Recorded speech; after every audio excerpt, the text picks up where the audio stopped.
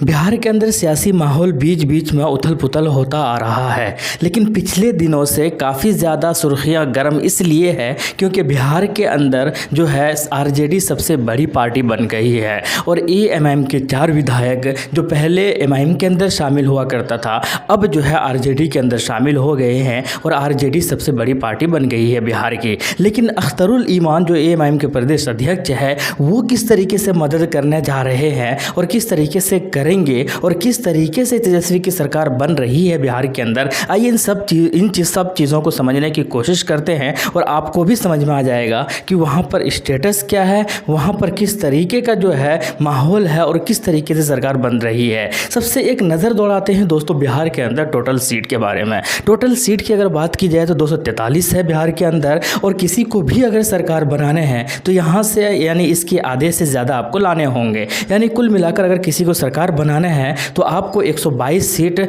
आपके हिस्से में आपके खाते में होनी चाहिए, चाहे वो आपके हों या आपके गठबंधन के हों। खैर कुल मिलाकर अगर सत्ता पक्ष की अगर बात की जाए तो वहाँ पर एनडीए की सरकार है बिहार के अंदर। उस एनडीए में से मैं आपको बता दूं कि भाजपा यानी बीजेपी जो है 77 सीटों पर काबिज है, 77 सीटों पर जीत हासिल हुई थी। हालांकि बाद में ये जो वीआईपी के कुछ एमएलए जो है वो भी इनके अंदर शामिल होकर 77 सीट हो गई है। इसके अलावा जदयू की बात की जाए, नीतीश कुमार जिनको लीड करते हैं उनके वो लोग जो है 45 सीटों पर जीत हासिल किए थे और हम यानी कि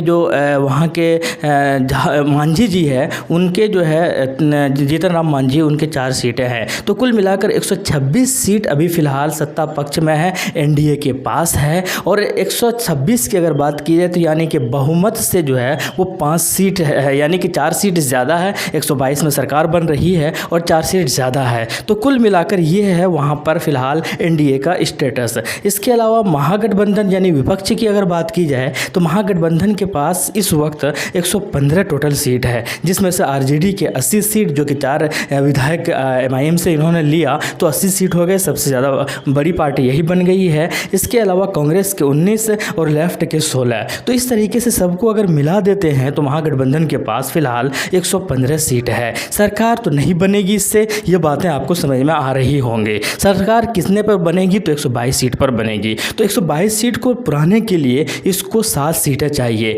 यानी कि 5 और 2 7 सीट ये लाएंगे कहाँ से, कैसे इनका सिचुएशन जो है बनेगा कि बिहार के अंदर सरकार बनाया जा सकता। अब ये इनको करना ये है, अगर ये ऐसा कर सकते हैं यानी कि बीजेपी से अगर ये 5 एमएलए किसी भी तरीके से जिस तरीके से एमआईएम से इन्होंने तोड़कर अपने हिस्से में कर लिया, इसी तरीके से अगर बीजेपी के कोई भी 5 एमएलए तोड़कर अपने हिस्से में कर लेते हैं, खरीद के करे तोड़ कर करे जैसे भी करे, ये अगर ये कर लेते हैं तो फिलहाल बीजेपी से जैसे ही 5 एमएलए हटेंगे तो उनकी सरकार गिर जाएगी, यानी कि एनडीए की सरकार बिहार के अंदर गिर जाएगी। सरकार फिर होगी किसके पास, होगी किसी के पास नहीं। 5 एमएलए जैसे ही आएगा महागठबंधन में तो टोटल सीट जो है 120 सीटें हो जाएंगे तेजस्वी यादव की पार्टी की, यानी कि इनके जो गठबंधन की। उसके अलावा चाहिए 2 और सीट, 1 सीट निर्दलीय है दोस्तों, अगर उनको मना लेते हैं आरजेडी तो फिलहाल उनके 121 हो जाएंगे। 1 सीट की और कमी होगी और वो 1 सीट पूरा कौन करेंगे तो अख्तरुल ईमान करेंगे,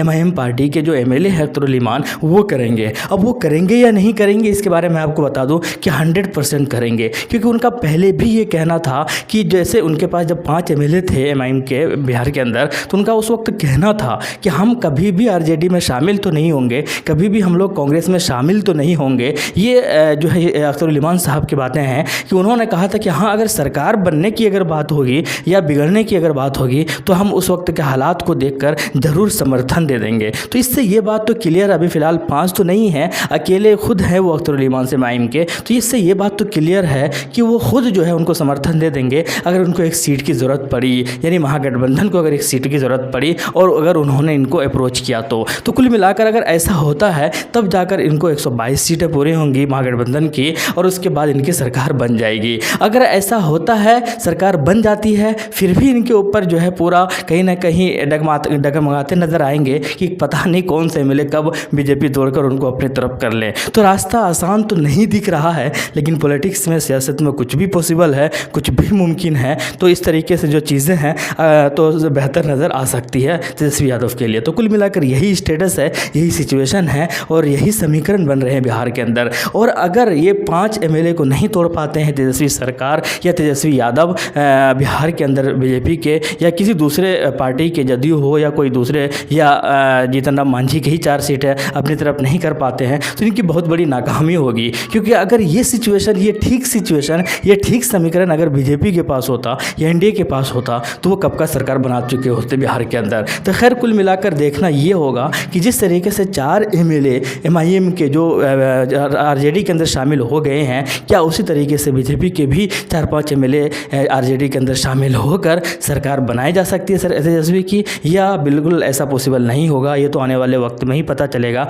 लेकिन कुल मिलाकर यही है दोस्तों कि बिहार का स्टेटस यही है, बिहार का समीकरण यही है। और अब ये देखना है कि आरजेडी ने जो 4 एमएलए या एमआईएम को जो तोड़ा है उनका पर्पस क्या है। क्या सरकार बनाना उनका पर्पस है या फिर एमआईएम को ख़त्म करना बिहार से, ये उनका पर्पस है। अब बातें तो दोनों कही जा रही है, सरकार बनते तो नज़र नहीं आ रही है किसी को भी। और अगर उनका यही मतलब है कि बिहार के अंदर ये किसी भी तरीके से एमआईएम को ख़त्म किया जाए, दरहम बरहम किया जाए, ताकि आने वाले वक्त में जो सियासत जो है वो सिर्फ हमारे इर्द गिर्द हो, सेकुलरिज्म का फ़ायदा सिर्फ हम ही उठाएं, मुसलमानों के वोटरों का फ़ायदा जो है एमआईएम ना उठा के सिर्फ हम ही उठाएं, तो शायद उनका ये पर्पस होगा। तो शायद बेवकूफ़ नहीं है वहाँ के या सीमांचल या बिहार के जनता, तो आने वाले वक्त में एमआईएम और भी बेहतर या और भी ज़्यादा स्ट्रॉन्ग नज़र आ सकती है बिहार के अंदर। हालांकि ये चीज़ें जो है खुले तौर पर अकबरुद्दीन ओवैसी साहब का भी धमकी रहा था कि तुमने हमको इस तरीके से तोड़ने की कोशिश की है, हम आने वाले वक्त में दिखा देंगे, आने वाले वक्त में चुनाव में जब भी होगा बिहार के अंदर